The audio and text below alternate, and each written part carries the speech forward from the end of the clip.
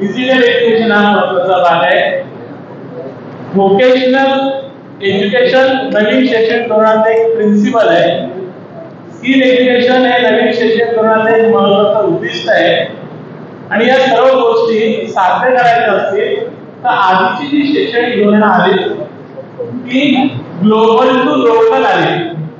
आताचं हे जे धोरण आहे नवीन शैक्षणिक धोरण हे लोकल टू ग्लोबल आणि ग्लोबल टू लोकल असे व्हायचे वर्ष आहे. जे जगात जे चांगलं आहे ते माझ्या गावात आलं पाहिजे आणि माझ्या गावात जे उत्तम आहे ते जगापर्यंत पोहोचलं पाहिजे. त्या दृष्टीने विद्यार्थ्यांची जडणघडण करण्याची जबाबदारी आहे. असा बेस नवीन शैक्षणिक धोरणाचा स्कूल लेवलवर पण आणि हायर एज्युकेशन वर स्पेशलायझेशन मोठ्या प्रमाणात वाढलंय. स्टुडंट मध्ये हायर एज्युकेशनला व्यावसायिक शिक्षणाला स्पेशलायझेशन मोठ्या प्रमाणात वाढलंय. मेडिकल एज्युकेशनला जर आपण सांगायला थांबले सगळ्यात किती व्हॅल्यूज आहे सांगायचं ते कसं आहे की नवीन शैक्षणिक धोरणाच्या माध्यमातून जगाला जे आवश्यक आहे त्या गरजा पूर्ण करण्याचं सामर्थ्य आपल्या विद्यार्थ्यांमध्ये आलं पाहिजे, आपल्या नागरिकांमध्ये आलं पाहिजे. त्या दृष्टीने विद्यार्थी घडवणं, उच्च शिक्षणाला ती स्ट्रीम प्रोव्हाइड करणं, सरांनी उल्लेख केला पाहिजे की आपला ग्रॉस एम्प्लॉयमेंट रेशो जो आहे की या उदाहरण महिन्यामध्ये जर 100 मुलं आले असतील तर सरांनी सेकंड पाठापर्यंत उल्लेख आहे 100% आले पाहिजे. 100 मुलं जर पैसे झाले तर आता 35 मुलं प्रतिशत शिक्षणापर्यंत पोहोचतात. आताच्या शैक्षणिक धोरणाचं टार्गेट असं आहे की 100 मुलांचं एनरोलमेंट पदवीपर्यंत 50% झालं पाहिजे. आता भारतामध्ये साधारणतः केंद्रीय विद्यापीठे, राष्ट्रीय विद्यापीठे, खासगी विद्यापीठे, deemed to be universities, cluster university हे सगळे मिळून 1000 आहेत आणि आमचा एनरोलमेंट 35% आहे. तो 50% करायचा असेल तर विद्यापीठांची संख्या साधारणतः 1700-1800 विद्यापीठ करावी लागेल. अजून 800 विद्यापीठांची निर्मिती करावी लागेल आणि ती निर्मिती केल्यानंतर आपला जो आता विद्यार्थ्यांचा फ्लो आहे ज्याला आपण पॉप्युलेशन ग्रोथ असं म्हणतो, विद्यार्थ्यांची ग्रोथ असतो, ती ग्रोथला जर आपण हे शिक्षण 100% त्यांना 50% जीआरमध्ये घेऊन जायचं असेल तर या नवीन शैक्षणिक धोरणामध्ये जे 5, 3, 3, 4 जे टप्पे सांगितलेले ते खूप महत्त्वाचे आहे आणि संस्था चालक आणि मुख्याध्यापक यांना ते ऑपरेशन करायचे आहे. पहिला जो टप्पा आहे पुढे जाऊया. पहिला जो टप्पा आहे फाउंडेशन ज्याला पायाभूत स्तर आपण त्याचे 2 टप्पे आहेत. सरांनी त्याचा उल्लेख केला. आता आपल्या ज्या शाळा आहेत पहिली ते 7वी च्या आहेत, पहिली ते 4थी च्या आहेत, काही ठिकाणी पहिली ते 8वी च्या आहेत. जिल्हा परिषदेच्या अनुदानित शाळा, नगरपालिकेच्या आणि संस्थांच्या पण अनुदानित शाळा. हायस्कूल जे आहे ते 5वी ते 10वी पर्यंत आहे, काही ठिकाणी 5वी ते 12वी पर्यंत आहे. आता nursery, pre primary education nursery, KG 1 किंवा ज्युनियर केजी, सिनियर केजी, पहिली आणि दुसरी असा पहिला जो 5 टप्पा आहे त्या 5 टप्प्याचा आपल्याला एक संतुलन करावा लागेल. एजीपीची आयडियोलॉजी आपल्या मार्ग स्वतःचे नाही, त्या मागचा जो उद्देश आहे, त्या मागची जी तार्किक भूमिका आहे ती भूमिका आपल्याजवळ मांडते. आपल्याला नर्सरी ते दुसरी पर्यंत एक गट करावा लागणार आहे, एक सेक्शन करावं लागेल आणि त्या सेक्शन मध्ये तुम्ही बोलणार आहे त्या सेक्शन मध्ये विद्यार्थ्यांना कोणत्या क्षमता विकसित करायच्या आहे त्या दृष्टीने सरांनी उल्लेख केला. National Council for Teacher Education नाव सांगतो तर इथं त्यासाठी स्वतंत्र टीचर फॉर्मेशन केले. आता जसं 2 वर्षाचं डीएड आणि 1 वर्षाचं डीएड, आता 2 वर्षाचं डीएड असं आता केलं आहे. सरांनी उल्लेख केला मला 1 वर्ष, 2 वर्ष आणि 4 वर्ष त्याच्यामुळे पूर्ण आहे ना. तर या नर्सरी ते दुसरी साठी लागणारे जे टीचर्स आहेत त्या टीचरचे रिक्रुटमेंट एलिजिबिलिटी 2 प्रकारचे. आता अंगणवाडी कोर्स केला, बालवाडी कोर्स केला की नर्सरी, ज्युनियर केजी आणि सिनियर केजीला टीचर एलिजिबल होता. आता त्याच्यासाठी 12 प्लस सर्टिफिकेट प्रोग्राम, एनसीटीने रेकॉग्नाइज केलेला सर्टिफिकेट प्रोग्राम या 2 गोष्टी त्याच्याकडे असतील तर तो नर्सरी, केजी 1, केजी 2 ला एलिजिबल असेल.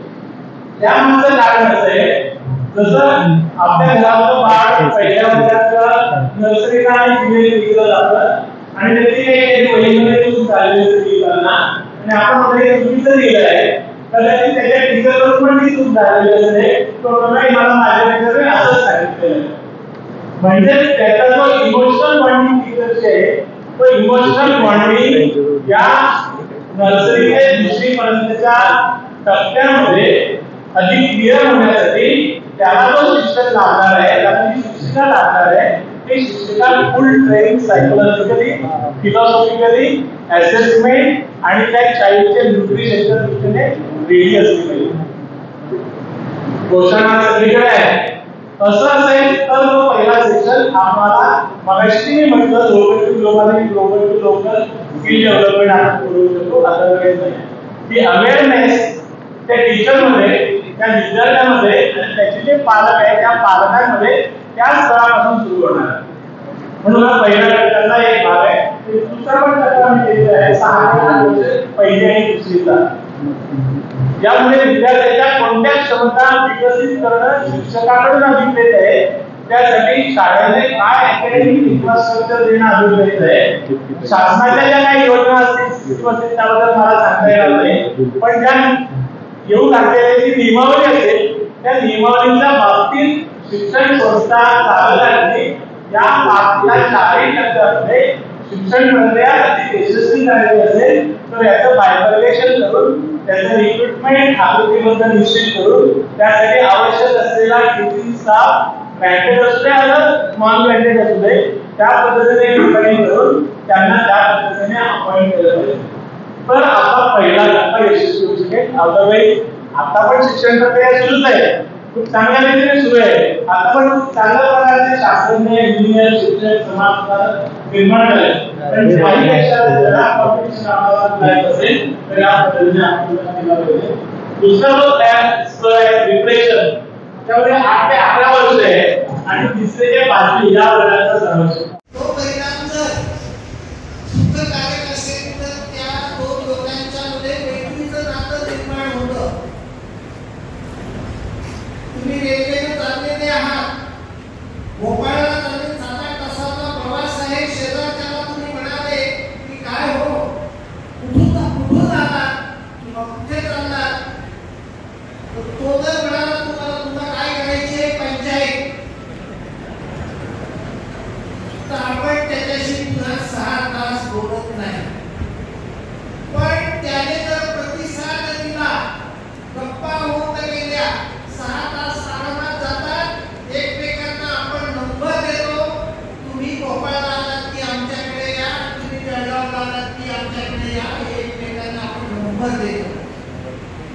जेव्हा दोन माणसं एकमेकांच्या संपर्कात येतात तेव्हा ते एकमेकांवर परिणाम करतात. तो परिणाम जर क्लेशकारक झाला तर ती दोन माणसं दूर जातात, पण तो परिणाम जर सुखकारक झाला तर ती दोन माणसं एकमेकांचे मित्र बनतात.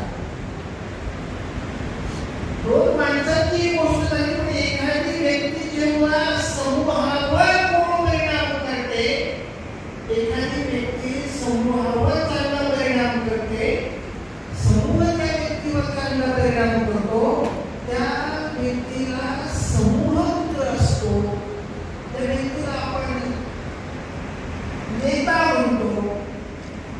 या ठिकाणी या शिक्षण संस्था चालक संघटनेच्या इतरांवर खूप अनुकूल परिणाम करणाऱ्या प्रमुख आदरणीय बहिणी आहेत.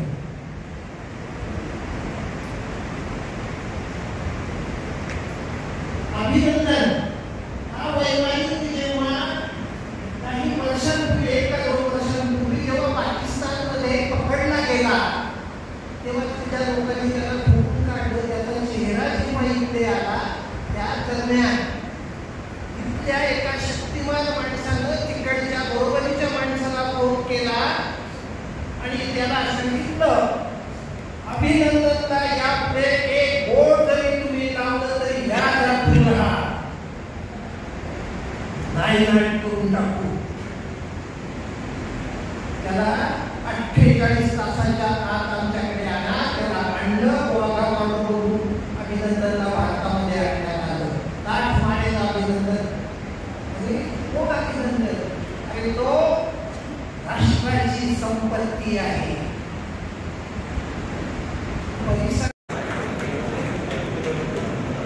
धन्यवाद. या ठिकाणी जळगाव जिल्ह्यातील संस्थांना उपस्थित आहे. एक नम्र आवाहन करणार होतो.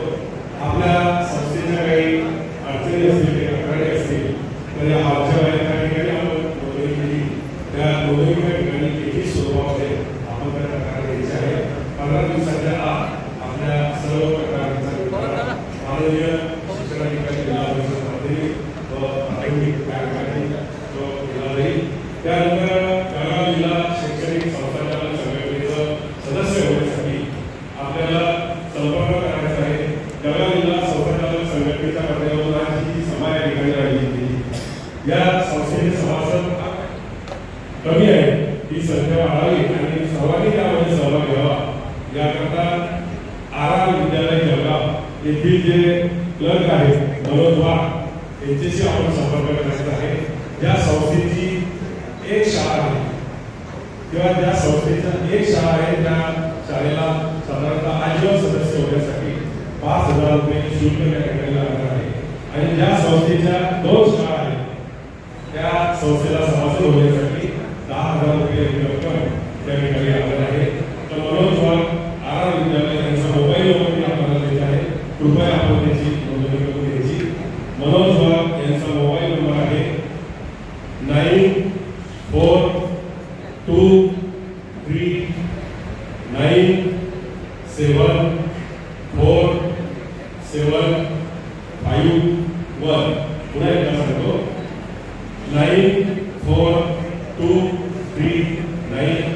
7471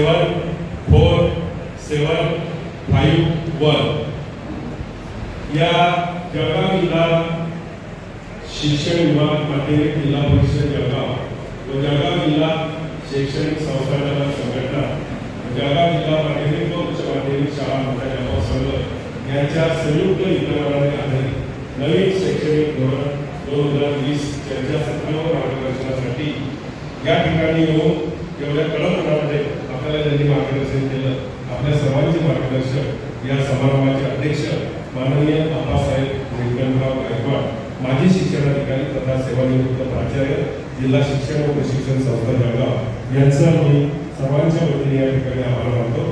त्याचबरोबर या ठिकाणी डॉक्टर अनिल धोपे साहेब, प्राचार्य जिल्हा शिक्षण व प्रशिक्षण संस्था जळगाव, तसेच डॉक्टर A.R. राणे, प्राचार्य शिक्षण शास्त्र महाविद्यालय जळगाव यांनी या ठिकाणी येऊन आपल्याला PPT द्वारे अतिशय सुंदर असं मार्गदर्शन नवीन राष्ट्रीय शैक्षणिक धोरणावर केलं, त्याबद्दल त्यांचेही या ठिकाणी आभार मानतो।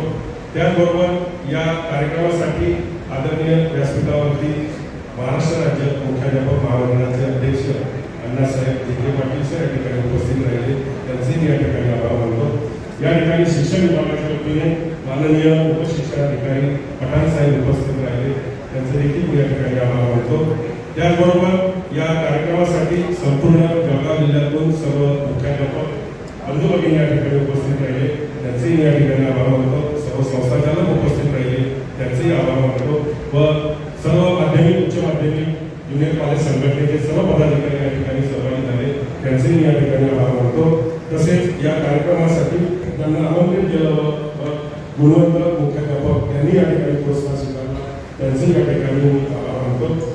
आणि विशेष आदरणीय डॉक्टर कीर्तिताई पाटील ज्यांनी एका फोनद्वारे फक्त फोन केला आणि एवढं सुसज्ज अशी भव्य वस्तू आपल्याला उपलब्ध करून दिली, त्याबद्दल गोदावरी फाउंडेशन, सर्व स्टाफ, सर्व कर्मचारी, आदरणीय प्रमोद पेरू सर, डॉक्टर वैभव पाटील सर, प्रशांत वाटे sir, doctor Vijay Patil sir या सर्वांचं मी या ठिकाणी आभार मानतो, ज्यांनी सुंदर असं या ठिकाणी सादरीकरण केलं। PPTचं संचालन ज्यांनी केलं, त्या PPT व सर्व माईक सिस्टीम त्यांचे या ठिकाणी आभार मानतो। आणि या कार्यक्रमाची प्रसिद्धी गेल्या आठवडाभरामध्ये ज्या पत्रकार बंधू भगिनींनी दिली, त्या पत्रकार बंधू भगिनींचे मी या ठिकाणी आभार मानतो।